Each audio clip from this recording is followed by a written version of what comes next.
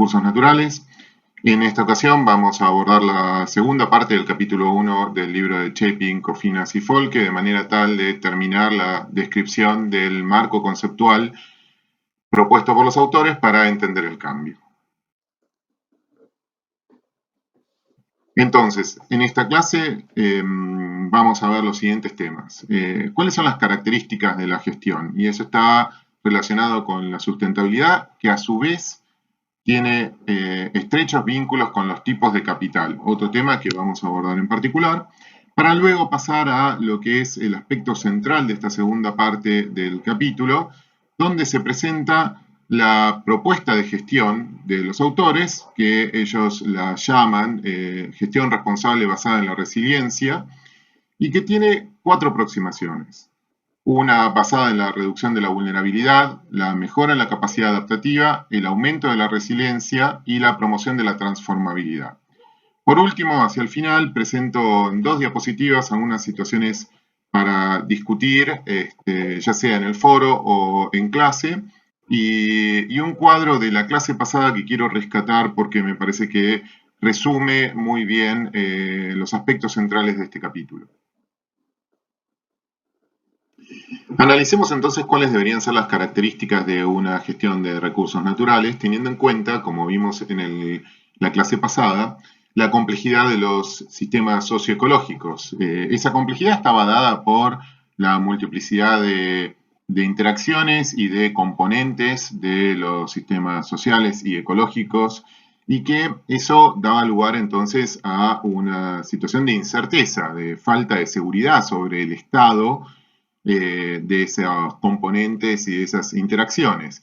Y a su vez, esos sistemas socioecológicos estaban en presencia de cambios direccionales en controles exógenos, que de persistir en el tiempo lo que generan son situaciones que no tienen antecedentes en el pasado, o sea, que uno las podría catalogar como situaciones novedosas, que no tienen análogos anteriores. En ese contexto, quizás una de las características de la gestión debería ser conservadora en términos de las ambiciones y debería reflejarse en una reducción de la probabilidad de ocurrencia de consecuencias socioecológicas no deseadas. Es decir, si tenemos en cuenta el contexto de incerteza y novedades, la gestión como mínimo debería apuntar a disminuir la probabilidad de que ocurran cosas que no queremos en esos socioecosistemas. Y a su vez, y esto vinculado con esta aparición de novedades, que además tampoco estamos en condiciones de anticipar cuáles van a ser esas novedades, por lo menos que la gestión permita, llegado el caso, poder aprovechar esas oportunidades que se van a generar en ese futuro que no tiene análogos en el pasado. En ese sentido, para lograr esas 2 características, los autores comparan un esquema rígido que se focaliza en unos pocos objetivos productivos versus esquemas flexibles que permiten gestionar los cambios contemplando las propiedades generales de los socioecosistemas. Fíjense, acá está claro que la probabilidad de éxito de un esquema rígido que solo contemple unas pocas variables y tenga en la caja de herramientas pocas opciones o intervenciones, probablemente sea menor que un esquema flexible que, fíjense, tiene, digamos, como objetivo gestionar los cambios. O sea, estamos casi descartando el escenario de que las cosas permanezcan en el estado en que las conocemos. Y entonces eso me lleva a copiar una parte del texto que está referida a cuáles deberían ser esas propiedades generales de los sistemas socioecológicos que deberíamos contemplar en esa gestión flexible. Y fíjense que en la columna de la derecha de la página 19, si no me equivoco, los autores identifican con negrita esta oración que dice sustentar los atributos deseables de nuestro mundo actual para las futuras generaciones es un objetivo social importante. Es la primera vez que mencionan lo que podría ser el objetivo de una gestión. Bien, de lo dicho anteriormente se desprende que es clave entender mejor qué es eso de sostener o sustentar y también cuáles son los aspectos deseados del mundo actual que queremos preservar. Y en ese sentido los autores utilizan una definición de sustentabilidad muy difundida, la de la Comisión Mundial de Desarrollo y Ambiente, que depende de las Naciones Unidas, que en 1987 definió sustentabilidad como la utilización del ambiente y sus recursos para satisfacer los requerimientos del presente sin comprometer la capacidad de las futuras generaciones de satisfacer sus requerimientos. Fíjense que esta definición es preponderantemente antropocéntrica. Los requerimientos son de las personas.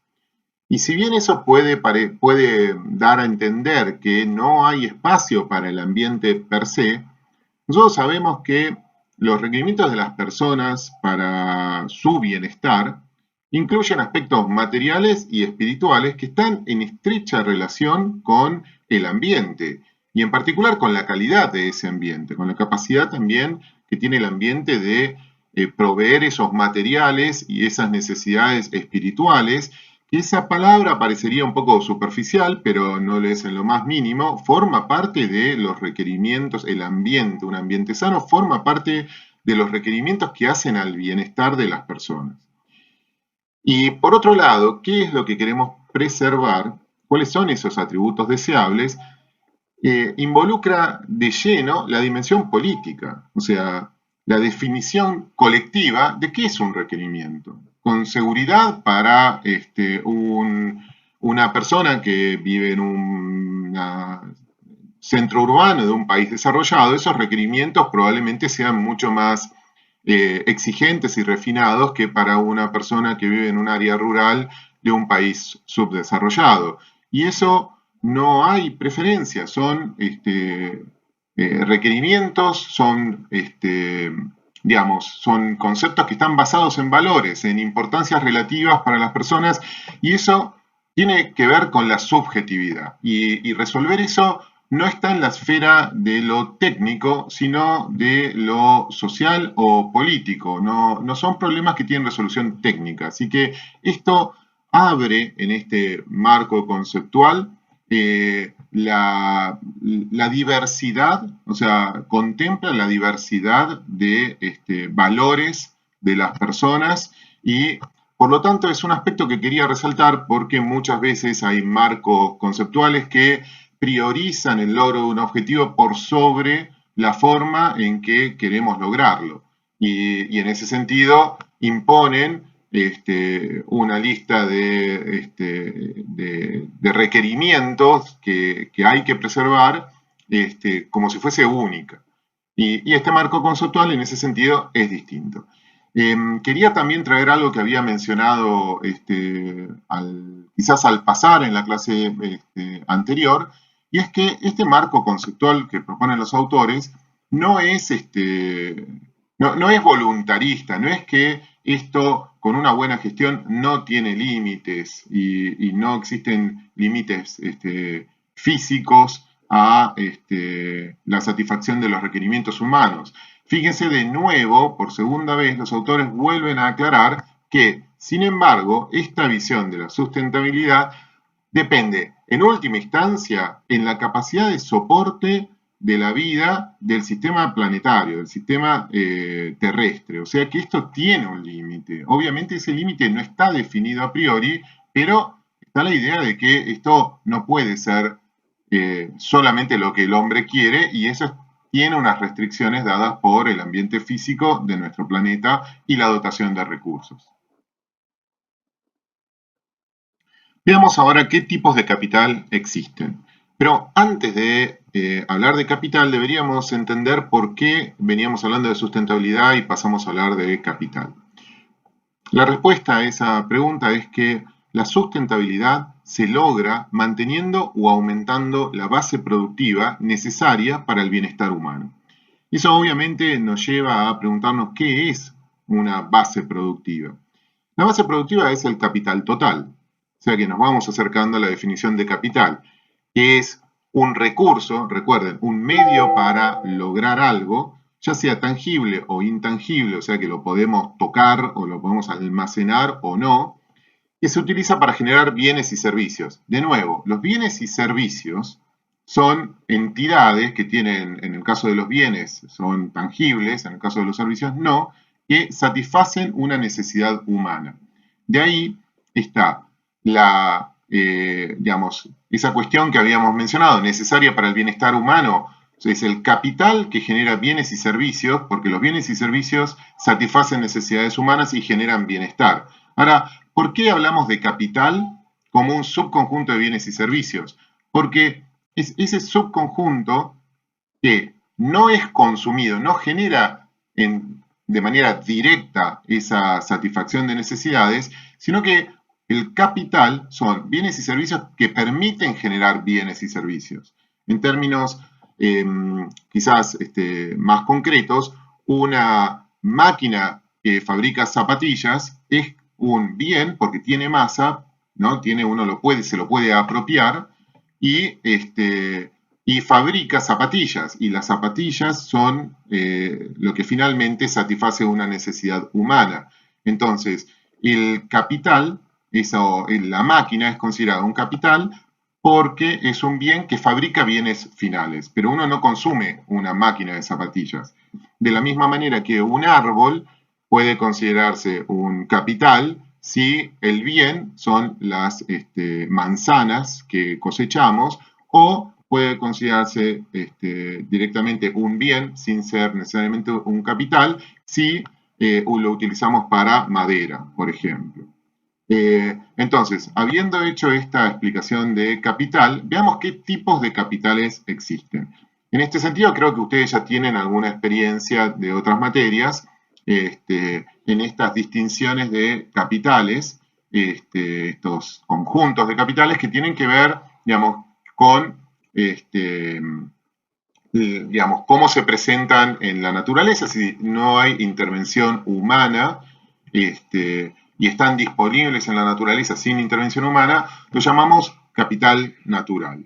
Si ese capital, esos recursos, se generan a partir de algún tipo de acción humana, lo llamamos capital construido. Y por último están los intangibles, ¿no? El capital humano, que tiene que ver con el conocimiento que tienen las personas para resolver los problemas.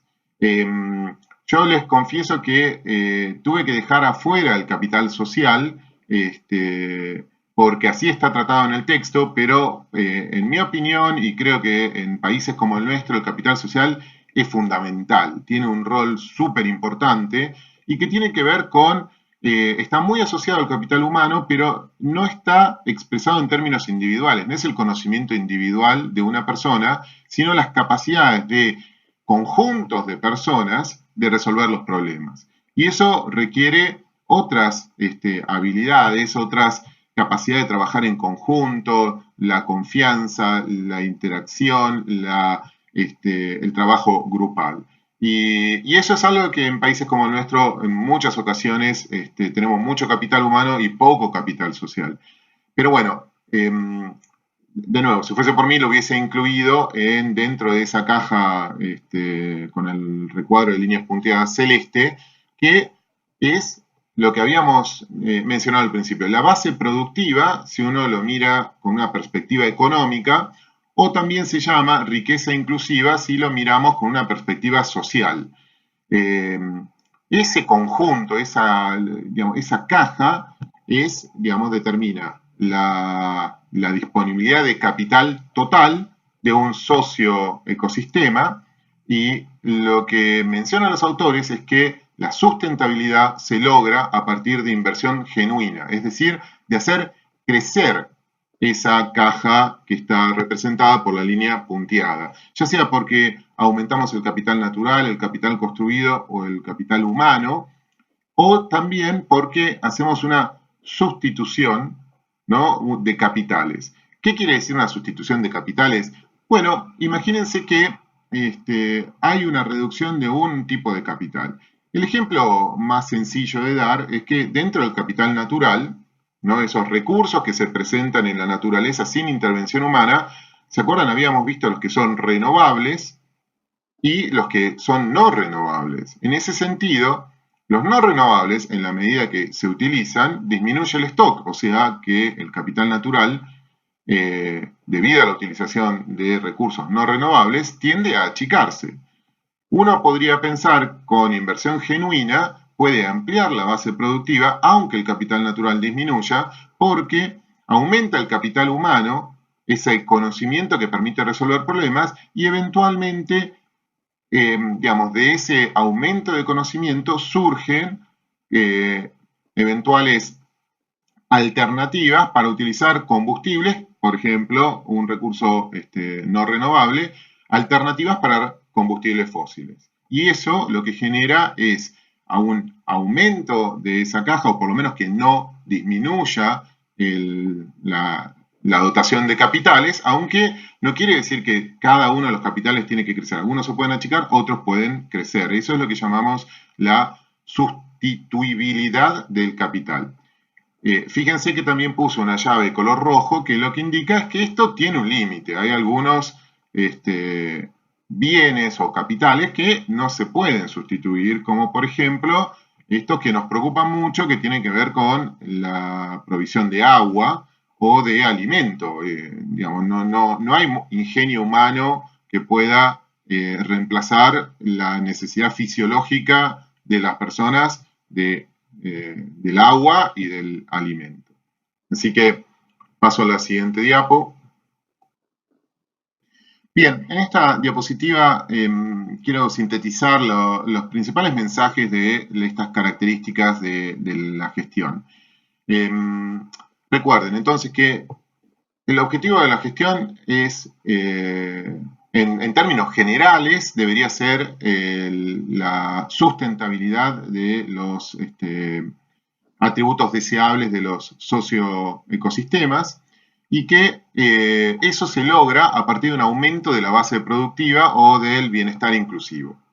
Que no hay una sola manera de lograrlo y esto tiene que ver con las comunidades locales o los distintos grupos de personas identificando cuáles son esas, poniéndose de acuerdo en cuáles son esos atributos deseables y cómo, digamos, a partir de qué intervenciones van a intentar que esos atributos persistan en el tiempo y que esa gestión debe ser económica, ecológica y culturalmente adecuada. De nuevo, acá hay un freno a esas situaciones que siempre en casos de emergencia generan situaciones de excepción y donde en esas situaciones de excepción uno puede, digamos, soslayar, minimizar o ignorar aspectos que son relevantes para las comunidades de personas que tienen que ver con la economía, la cuestión ecológica. Recuerdan que en la clase pasada habíamos hablado si eventualmente esa pérdida de opciones, si queremos disminuir la concentración de dióxido de carbono en la atmósfera, una forma técnica para lograrlo podría ser plantar árboles de alto crecimiento como eucaliptus en reemplazo de los bosques. Pero eso restringe las opciones hacia el futuro y puede ser inaceptable para algunas comunidades o conjuntos o grupos de personas. Y obviamente también tiene que ser culturalmente adecuado. Entonces, debe lograr esa sustentabilidad en un contexto de cambio y ese cambio incluye valores, o sea, importancia relativa de las personas. Entonces, tengan en cuenta que muchas veces podemos valorar o al contrario, podemos en la actualidad no valorar algunos aspectos de esos sistemas socioecológicos y estamos dispuestos a perderlos y que en el futuro las sociedades pueden cambiar de opinión y en ese caso deberíamos diseñar una gestión que no disminuya las opciones. Así que eso es un aspecto clave y complejo de la gestión y también en un contexto de cambio de requerimientos. O sea, de nuevo, a medida que las sociedades humanas se desarrollan, cambian esa lista de atributos deseables. Y de nuevo, por último, lo que ya había mencionado, que esto tiene un límite, ¿no? Que esto no es el ecomodernismo y que eh, el, digamos, la configuración de los sistemas socioecológicos es nada más que una decisión humana. Esto tiene un límite dado por la dotación de recursos y el ambiente físico del planeta. Pasemos entonces a el núcleo de esta segunda parte del capítulo, donde los autores presentan las aproximaciones de la gestión. O sea, qué distintas gestiones se pueden realizar cuando, fíjense, cuando un sistema socioecológico se expone a un disturbio, un estrés o un shock, pueden ocurrir básicamente tres cosas, tres resultados grandes, ¿no? La persistencia, cuando se mantienen las propiedades de ese sistema socioecológico. Puede ocurrir una transformación activa donde esas propiedades se modifican, pero lo que sigue ocurriendo es que ese nuevo sistema socioecológico sigue proveyendo bienestar a las personas. O, por el contrario, el tercer resultado es una transformación pasiva. ¿A qué me refiero con una transformación pasiva? Un cambio en las características esenciales de ese sistema socioecológico, pero cuando digo pasiva es que eso ocurrió cuando falló la gestión o cuando no hubo gestión y las condiciones nuevas de ese sistema socioecológico no son deseables, no satisfacen los requerimientos humanos. Eso, por lo general, lo terminamos llamando un sistema socioecológico degradado. Entonces, ¿cuáles son las cuatro aproximaciones que identifican los autores? La reducción de la vulnerabilidad, la mejora en la capacidad adaptativa, el aumento de la resiliencia y la promoción de la transformabilidad.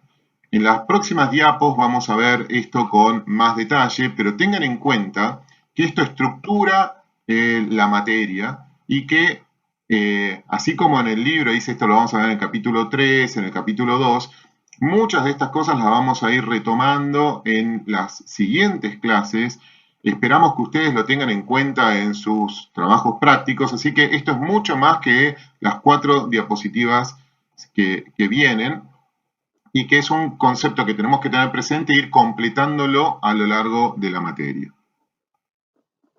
Pasemos entonces a la primera aproximación, la reducción de la vulnerabilidad. Y ahí es clave entender a qué se refiere con vulnerabilidad. Es el grado en el cual un sistema socioecológico puede experimentar daño debido a la exposición a un peligro o estrés determinado y a su sensibilidad.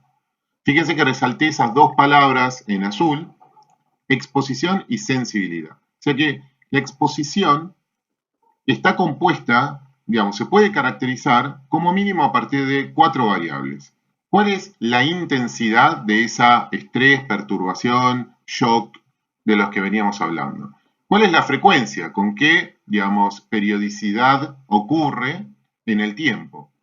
¿Cuál es la extensión? ¿Cuál es el espacio abordado o afectado por ese, digamos, por ese disturbio? ¿Y cuál es la duración de cada evento de disturbio? Esto me parece que es fácil de imaginárselo que uno, digamos, si habla de hubo un fuego en las sierras de Córdoba o el fuego en las sierras de Córdoba y que uno es difícil dimensionar cuán grave puede ser fuego en las sierras de Córdoba si no sabe cuál es la intensidad de esos fuegos. Queman, digamos, es una quema completa de la vegetación o es un fuego rápido que pasa, digamos, que quema nada más que el estrato arbustivo o herbáceo. ¿Con qué frecuencia ocurre? ¿Ocurre todos los años? ¿Ocurre cada 10 años, 20 años? ¿Cuál es la extensión? ¿Es todas las sierras de Córdoba o son 15 hectáreas? Y durante cuánto tiempo están eso, digamos, con fuego. De la misma manera que podríamos pensar en hambrunas, que tienen que ver quizás con la dimensión social. Y bueno, pasemos a sensibilidad. ¿Qué es lo que determina? Que una vez que ocurre un, estrés o un disturbio, ¿cuál es el impacto que tiene eso en el sistema socioecológico? ¿De qué depende? Bueno, principalmente depende de la dotación de capital natural de la que disponga ese sistema socioecológico, del grado de bienestar humano de las comunidades que componen, que son elementos de ese sistema socioecológico, y también del estado de los grupos sociales con más necesidades. Esto es algo que a mí también me gusta resaltar. Los autores enfatizan que la reducción de la vulnerabilidad debe apuntar o tiene un rol, los grupos sociales con más necesidades tienen un rol clave en esa vulnerabilidad. Son los más afectados.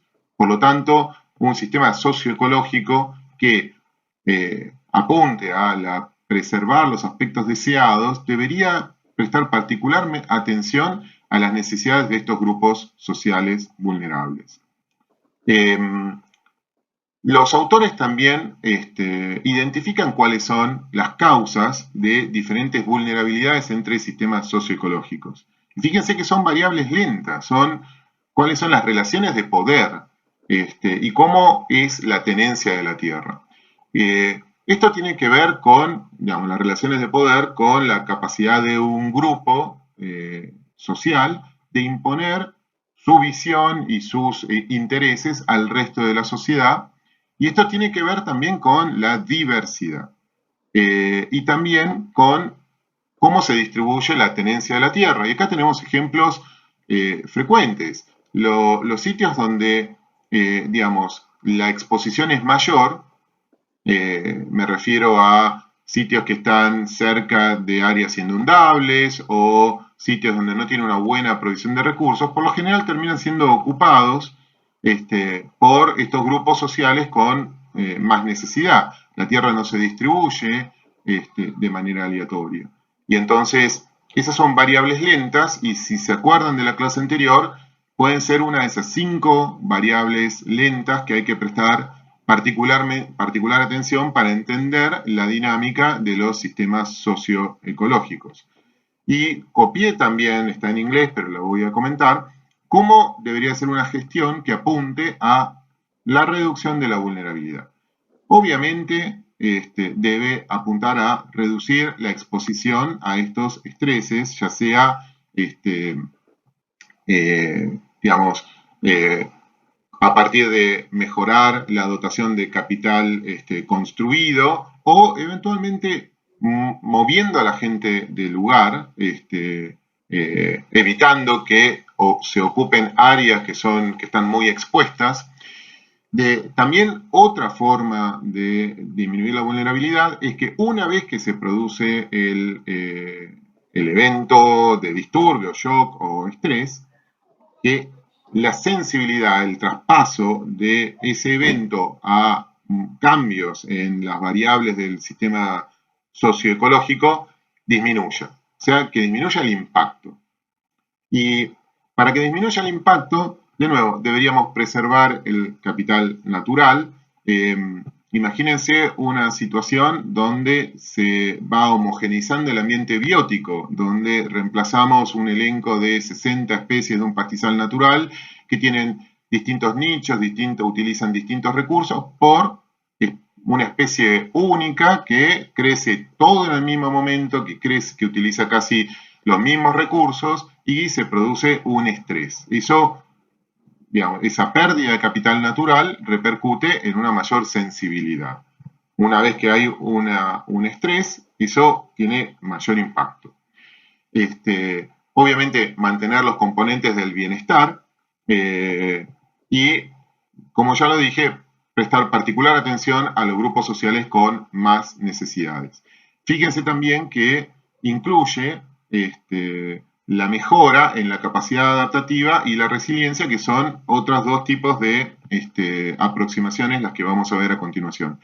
Me quedó también mencionar que una forma de reducir la sensibilidad al estrés en situaciones que tienen que ver con la dimensión social es diseñar un buen sistema de asistencia alimenticia o de asistencia en casos de emergencia a los pobladores que están en lugares expuestos ya sea a fuegos o a hambrunas o a falta de alimento.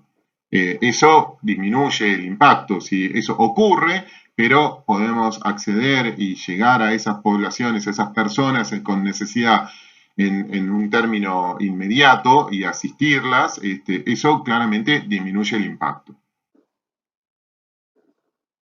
Van a ver entonces que, repito un poco el esquema de la diapositiva anterior, esta es otra aproximación a la gestión, la mejora en la capacidad adaptativa. Y entonces definamos qué es esa capacidad adaptativa, también llamada adaptabilidad. Y es la capacidad que tienen los actores, ya sea de manera individual o grupal, de responder a crear y moldear la variabilidad y el cambio en el estado de un sistema.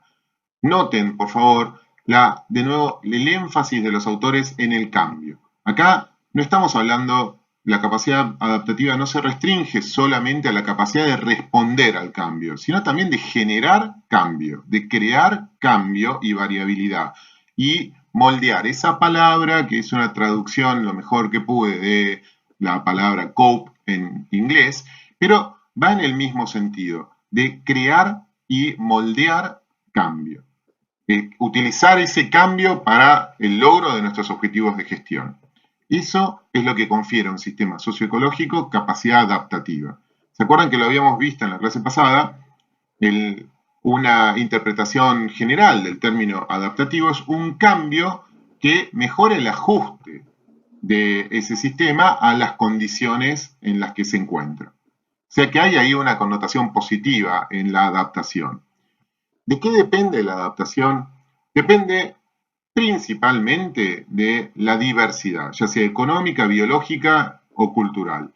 La diversidad son los bloques que permiten construir la capacidad adaptativa. Es el cambio del que disponemos actualmente.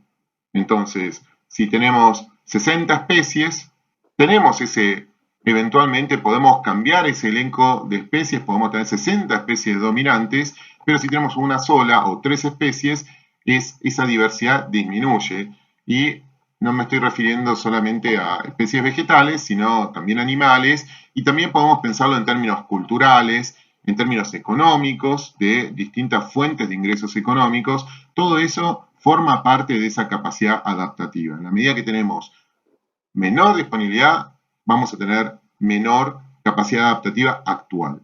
¿Cómo podemos aumentar la diversidad? A través de la capacidad de aprendizaje, a través del aprendizaje, la experimentación e innovación. Esos que están resaltados en verde, ese color lo que indica es que esas dos acciones, el aprendizaje y la experimentación, lo que hacen es aumentar la diversidad. A partir de tener más conocimiento, uno tiene más, eventualmente dispone de más opciones, y si uno innova y genera nuevas opciones, de nuevo, aumenta la diversidad. La diferencia es que en lo que está resaltado con azul hace referencia a la diversidad actual, y con el aprendizaje y la innovación es la diversidad futura, una forma de aumentar esa diversidad en el futuro.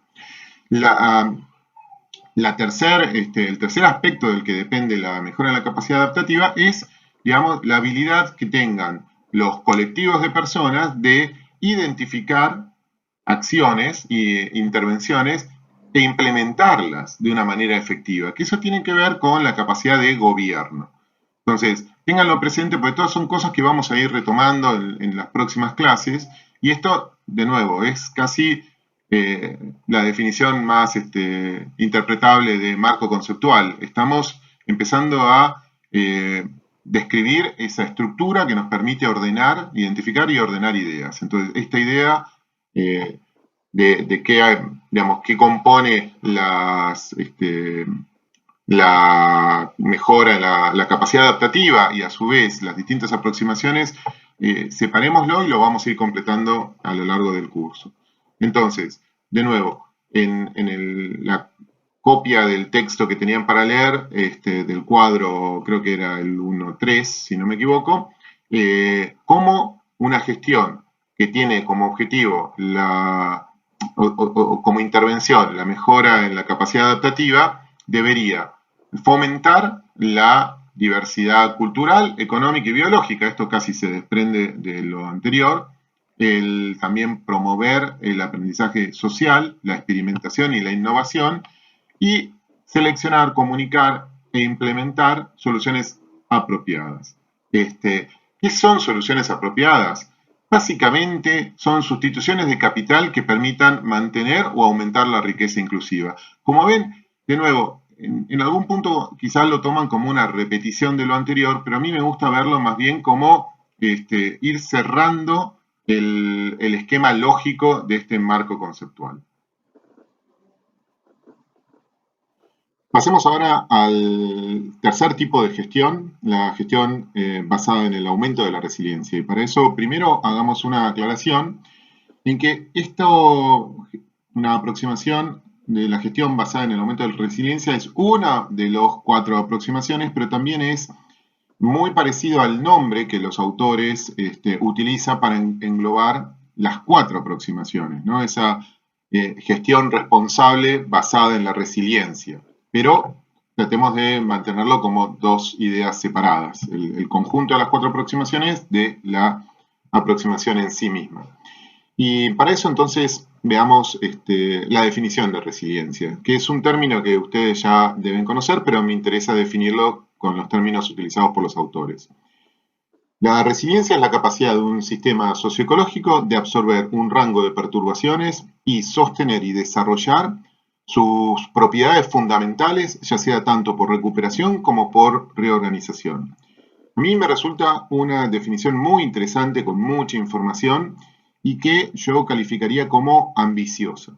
Ambiciosa porque no solo propone que un sistema socioecológico sostenga sus propiedades, sino digamos, ante la ocurrencia de una perturbación que estaría asociada a resistir esa perturbación, sino también a desarrollar, a cambiar, a mejorar y profundizar esas propiedades fundamentales. En ese sentido es ambicioso. Y el otro aspecto que quería traer y discutir era que con esto que yo estoy diciendo de propiedades fundamentales, está mencionando, está haciendo foco en un subconjunto de las características de ese sistema, ¿no? ¿Cuáles deben sostenerse o desarrollarse? No son todas. O sea, acá está involucrado de nuevo la idea del cambio. Va a haber un cambio. No, la resiliencia no se entiende como una capacidad de absorber una perturbación y no cambiar, sino que se va a generar el cambio, pero de ese cambio deberían persistir las propiedades fundamentales. Con lo cual, de nuevo, tiene un aspecto subjetivo, cuáles son las propiedades fundamentales de un socioecosistema y que eso probablemente varíe según la perspectiva de cada persona. Pero por otro lado, también identifica, precisa un poco más esas propiedades, porque no se refiere con el término que yo estoy utilizando propiedades, sino que está diciendo funciones, estructura, identidad y retroalimentaciones. O sea, esas propiedades las describe en términos de estos 4 conceptos que tienen que ver con cómo funcionan, cómo es el stock de materia que tienen, cuál es la identidad, la composición de especies y las retroalimentaciones. Y cada uno de ellos, o sea, identificar que la identidad también tiene forma parte de esos aspectos, propiedades fundamentales, hace que uno no pueda decir, bueno, me focalizo en la función como la propiedad fundamental y no importa quién cumple esa función. Si son eucaliptus o son bosques nativos, especies nativas de árboles, o si lo hace un determinado grupo étnico o aborigen o lo hacen productores capitalizados. Y por último quería mencionar dentro de esta definición esto último que dice esto, o sea, la capacidad de absorber una perturbación, sostener y desarrollar esas propiedades fundamentales, y dice, identifica dos caminos, ya sea tanto por recuperación como por reorganización. Y me pregunto acá si esto conecta con temas de la clase pasada, como por ejemplo ciclos adaptativos complejos, donde se acuerdan que en ese ciclo había una instancia, una perturbación que iniciaba la etapa de liberación y seguida por una de recuperación. O sea, acá está identificando que una aproximación basada en la resiliencia comienza después de que se produce el impacto. Está la exposición y la sensibilidad generan un impacto y ese impacto, digamos, si uno gestiona a partir de intentar aumentar la resiliencia, debería intentar que ese impacto genere, digamos, sostenga algunas propiedades fundamentales o las desarrolle de manera tal que ese sistema se recupere o eventualmente se reorganice, que también tiene que ver con otra instancia clave que vimos del ciclo adaptativo complejo,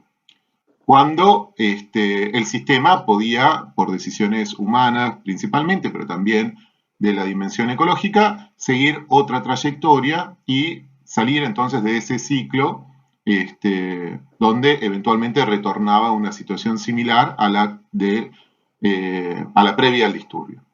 Entonces, ¿de qué depende la resiliencia? Depende de la capacidad adaptativa. Eso no se sorprendan que, como veníamos diciendo, hay solapamiento entre los componentes de estos 3, 4 tipos de gestión.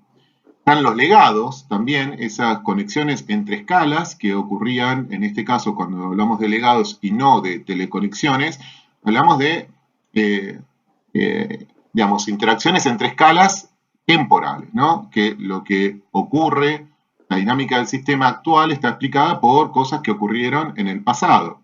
Y en ese sentido también conecta con el concepto de panarquía, donde en ese momento donde se juega la suerte del socioecosistema puede haber esa memoria de legados de experiencias del pasado que se transmite de generación en generación y que hace que eventualmente el sistema pueda retornar a un estado anterior. La capacidad de planificación que tiene que ver con, ¿se acuerdan? Con la agencia humana, la capacidad de tomar decisiones con respecto al futuro.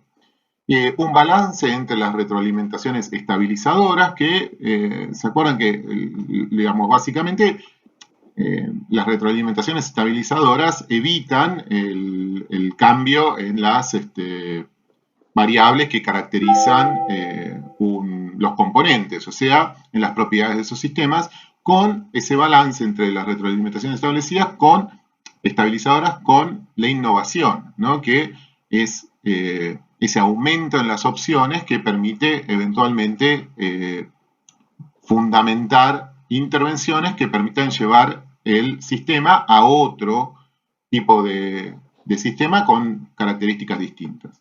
Y por supuesto la capacidad para ajustar las estructuras de gobierno en caso que la forma en que se están tomando las decisiones en esos socioecosistemas sean inadecuadas. Y entonces, ¿cómo es que una gestión basada en el aumento de la resiliencia debería intervenir o en qué aspectos? Debería intervenir tratando de, obviamente, aumentar la capacidad adaptativa. Es fomentar esa diversidad cultural, económica, ecológica a través del conocimiento, del aprendizaje y la innovación. Mantener esos legados, esa memoria social, lo que acabo de decir, aumentar o mantener el balance entre las retroalimentaciones estabilizadoras y la innovación, entendida como una renovación creativa, y adaptar las formas de gobierno, la gobernanza, a las condiciones cambiantes del ambiente. Veamos ahora la cuarta aproximación de gestión, que tiene que ver con la promoción de la transformabilidad. ¿Qué es la transformabilidad? Es la capacidad de reconceptualizar y crear un sistema prácticamente nuevo con diferentes características. Esto es clave detenernos en algunos términos. Estamos hablando de que el nuevo sistema es producto de una conceptualización, de una creación humana. O sea, esto no es algo deliberado. Hay una intención de intervenir en un sistema socioecológico de manera tal de generar, de crear otro sistema socioecológico que no, ¿se acuerdan? No preserva las propiedades fundamentales. Esas propiedades fundamentales son distintas. Y esas propiedades fundamentales, esas características distintas, tienen que ver por lo general con que hay otros objetivos sociales, hay otra intención de las comunidades locales para ese sistema socioecológico, que tiene otro elenco de variables lentas que son clave y otro conjunto de retroalimentaciones. Eso es, por lo general, las diferentes características que hace que sea un sistema socioecológico fundamentalmente distinto del anterior. Y que eso ocurre por decisión humana. Hay una conceptualización, hay una anticipación de cómo queremos que sea ese nuevo socioecosistema. Piensen en ese sentido en esto que puede parecer extraño, es algo que ocurre muy frecuentemente, y un caso para, digamos, tenerlo presente son esos sistemas cuya economía está basada en la extracción de recursos naturales y se reconvierten a otra economía basada en el turismo. Hay propuestas de eso para, por ejemplo, la estepa patagónica, donde hoy está basada en la producción ovina, y hay muchos planes para que luego el ingreso y la economía de esos socioecosistemas provenga principalmente del turismo. Pero hay muchos ejemplos de ese tipo, y eso uno lo puede conceptualizar, imaginar como una transformación que obedece a una intención humana. En estos procesos de transformación hay un momento que es clave, que es los momentos de crisis, que es el momento en el cual una sociedad está de acuerdo, hay consenso en que algunos componentes del sistema son disfuncionales. Una vez que todos estamos de acuerdo con que hay algo disfuncional, quedamos a pasitos de preguntarnos, digamos, algo hay que hacer. Y entonces eso forma parte, digamos, la crisis como momento en el cual reconocemos componentes disfuncionales, está indisolublemente ligado a la necesidad de acción. Y entonces esa acción puede venir por el lado de aumentar la diversidad, la adaptación y la resiliencia. Esto, digamos, recuerden, mayor capacidad adaptativa, un aumento de la resiliencia, no va en contra de una transformación, ya que provee más opciones, conocemos las distintas opciones, esa diversidad de opciones, y eventualmente eso es la caja de herramientas con la cual podemos operar sobre un socioecosistema disfuncional. Obviamente requiere identificar las opciones futuras y las trayectorias para llegar ahí. Necesitamos aumentar la capacidad para aprender de esa crisis y obviamente generar y navegar esos umbrales de transformación. Recuerden que hay momentos donde, si traemos las ideas de la clase pasada, de modelos de estados y transiciones, esa transición entre un estado y otro puede ocurrir luego de sobrepasar un umbral. O sea, que antes de ese umbral no notamos cambios y hay un cambio muy pequeño, pero que desde el punto de vista cualitativo pasa el valor umbral y se genera un cambio muy importante en las propiedades de ese sistema, de hecho pasa a otro estado. Entonces, tenemos que crear y navegar esos umbrales de transformación, porque por supuesto que si la respuesta es umbral, va a haber momentos donde estemos activamente interviniendo sin resultados visibles hasta pasar ese umbral. Bien. Llegamos entonces a la famosa figura 1.7 del capítulo, que junto con la figura 1.3 quizás son las figuras más importantes del capítulo. Y esta figura no es más que un digamos, un esquema con mayor detalle del que había utilizado unas diapos atrás, donde el recuadro identifica los límites del sistema socioecológico, y fíjense que hacia la izquierda tienen los controles que representan digamos, los controles externos, y que esos controles externos representan esa exposición, ¿no? Cuando hay un cambio en el valor de esos controles que genera una perturbación. Y hacia la derecha están los tres posibles resultados como consecuencia de esa perturbación que habíamos identificado, que es la persistencia, la transformación activa y la transformación, en este caso lo llaman no intencional o degradación. Y entonces, yendo un poco más en detalle, teníamos la exposición, que era, recuerdan, la intensidad, frecuencia, duración y extensión de esa perturbación.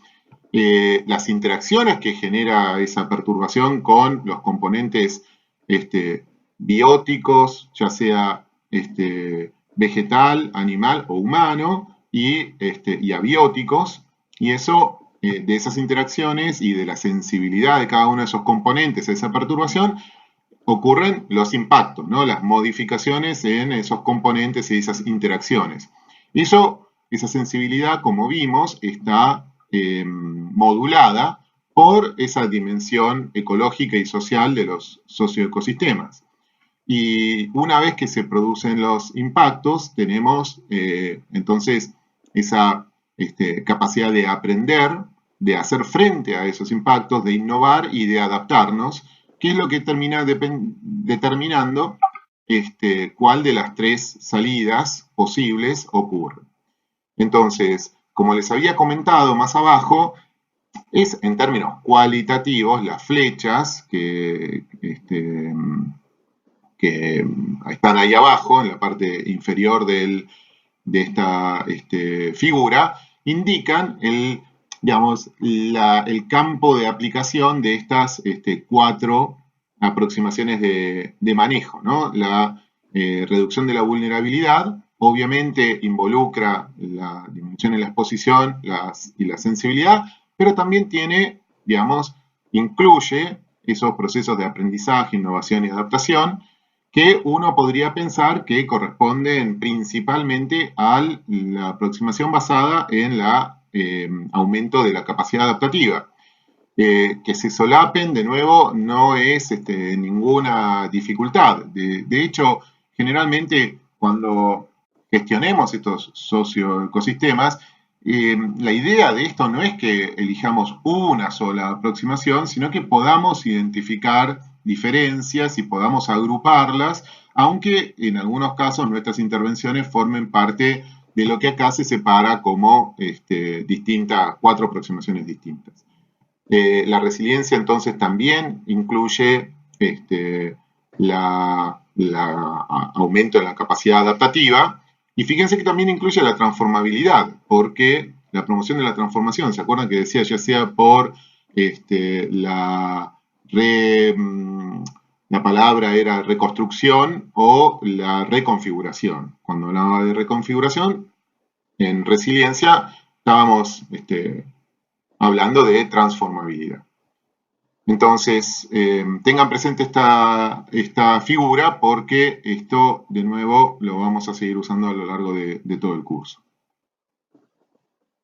Incluí al final de la presentación esta diapo como una invitación a poner en práctica este marco conceptual a partir de una observación que mis compañeros y yo observamos a lo largo de los recorridos que venimos haciendo hace más de 10 años por la región pampeana, en el cual a partir de 2011 empezamos a notar que había maíces sembrados muy tarde, que era algo que contradecía toda nuestra experiencia, porque para lograr un rendimiento potencial más alto, lo ideal es sembrar el maíz lo antes posible, apenas se terminen las heladas, de manera tal que el periodo durante el cual el maíz está interceptando radiación sea mayor y eso se traduzca en un mayor rendimiento.